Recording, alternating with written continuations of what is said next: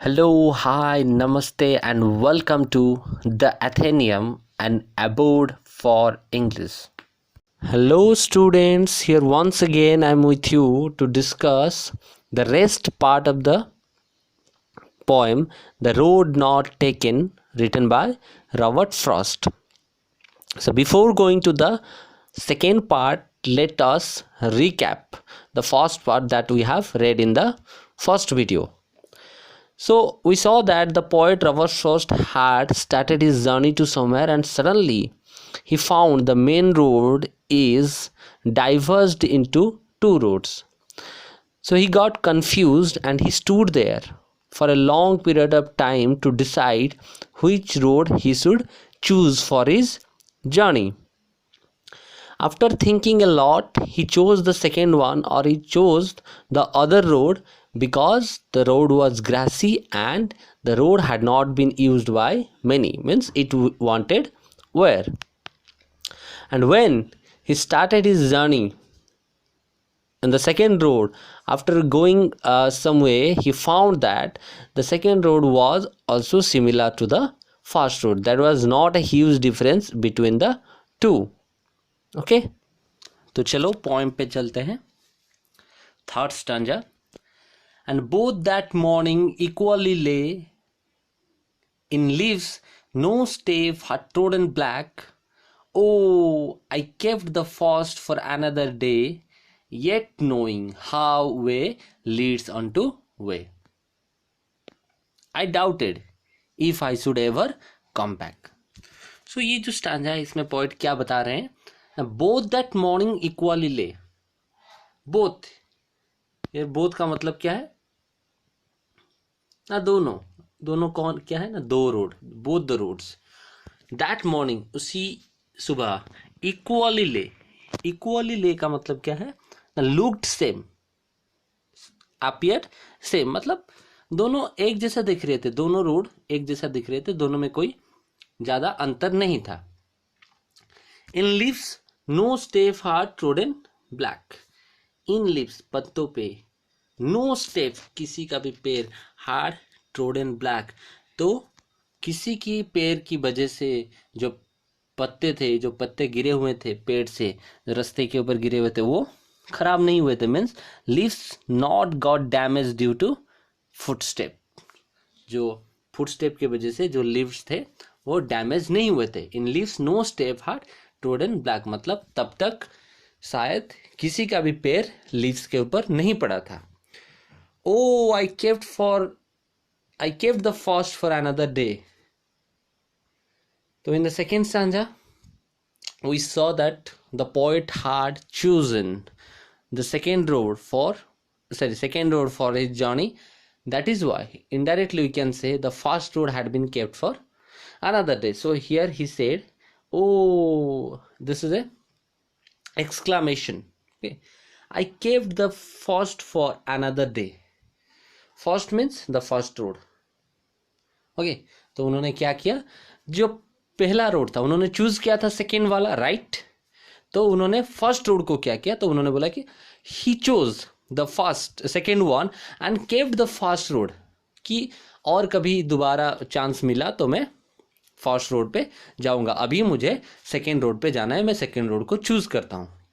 ठीक है, तो उन्होंने क्या किया ना? He kept the first road for another day, किसी दूसरे दिन के लिए. येट नोइंग, तो देखने वाली बात यहाँ पे क्या है कि yet knowing how way leads on to way. Way leads on to way, ये जो यहाँ पे फ्रेज है, इसका मतलब क्या है ना? हमें ये पता है कि एक जो रोड्स होते हैं, जनरली रोड्स खत्म नहीं होते हैं. एक रोड दूसरे रोड के साथ कनेक्ट होता है, दूसरा तीसरे के साथ कनेक्ट होता है, तीसरा चौथे के साथ कनेक्ट होता है. तो जनरली जो रास्ते होते हैं उनका खत्म होना बहुत कम जगहों पे देखने को मिलता है. ठीक है, तो उन्होंने वो क्या बोलते हैं? Oh I kept the first one for another day. Okay, I kept the first one और the first for another day, yet knowing how way leads on to way. ये तो मुझे पता था कि कैसे एक रास्ता दूसरे के साथ कनेक्टेड है, कि अगर मैंने अपना जर्नी शुरू कर दिया तो शायद फिर वहीं पे उसी जगह पे वापस आ पाऊंगा या नहीं, या तो एक रोड दूसरे के साथ कैसे कनेक्टेड होके उन्हें आगे लेता जाएगा वो उनको पता था। फिर भी उन्होंने सोचा कि the first road that was there that he left, okay, he left it for another day. I doubted if I should ever come back. I doubted if I should ever come back. मुझे doubt था, तो मैं doubtful था. I was not clear whether I should come back to the same point from where I had chosen the second road for my journey. Okay. तो ये जो stanza है इसमें पॉइंट क्या बता रहे हैं कि सेकेंड स्टैंजा में उन्होंने बताया था कि उन्होंने सेकेंड रोड को चूज किया, द अदर रोड को चूज किया. थर्ड स्टैंजा में वो बता रहे हैं कि जब वो चलते जा रहे थे उन्होंने देखा कि उस दिन की जो मॉर्निंग थी, सुबह थी, दोनों रोड एक जैसा दिख रहे थे, दोनों रोड में कोई ज़्यादा फर्क नहीं था, क्योंकि जो पत्ते गिरे हुए थे रास्ते के ऊपर वो अभी भी फ्रेश थे. लोगों के द्वारा वो जो पत्ते कुचले नहीं गए थे, वो फ्रेश दिख रहे थे. That means both the roads are looking same. और उन्होंने क्या किया ना, जो फर्स्ट रोड था उस रोड को वो किसी और दिन के लिए वो छोड़ देते हैं कि नहीं, जब दोबारा मुझे चांस मिलेगा तो मैं इस रोड पे जाऊंगा. और उनको ये भी पता था कि वो चांस नहीं मिलने वाला, क्योंकि he was very much clear about it that the roads are connected to other roads, कि एक रोड दूसरे रोड के साथ कनेक्टेड होता है और दूसरा रोड तीसरे रोड के साथ कनेक्टेड होता है. तो ये बहुत मुश्किल है कि एक रास्ते पे जाने के बाद फिर से वही जगह पे वापस आके एक दोबारा दूसरा रास्ता चुनना. ठीक है. Now the fourth stanza and the last stanza of this poem. I shall be telling this with a sigh. Somewhere ages and ages hence, two roads diverged in a wood, and I took one less traveled by, that has made all the difference. तो यहाँ पे कुछ कुछ चीज़ें जो हैं बहुत important है, हमें याद रखना है और नोटिस भी करना है. I shall be telling this